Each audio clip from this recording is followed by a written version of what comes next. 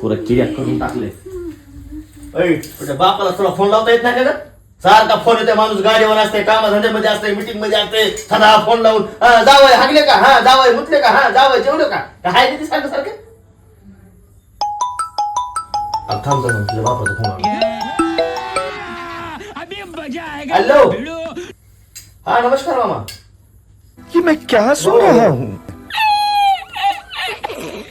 हो आता जस्ट चालूय मी मीटिंग वरनं घरी. शाबाश बेटा, बहुत बढ़िया. हा बोला बोला, हा बोला, एक मिनिट तिला इथंच आहे.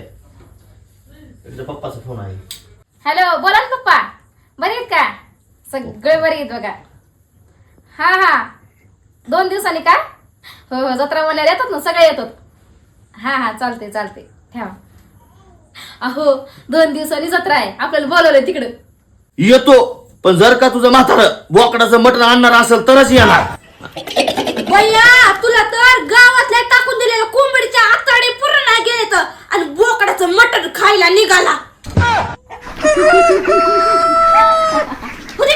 जाऊ आपलं काय असेल ते खाऊन येऊ. मंडळी हो, हा 100 कोटी जनतेच्या काळजातला विषय आहे. हा पार्ट 2 आहे. पार्ट 3 उद्या. मग ठोका लाईक, कमेंट, शेअर आणि फॉलो करायला मात्र विसरू नका. जय महाराष्ट्र. निघालो बोकडाचं मटण खायला.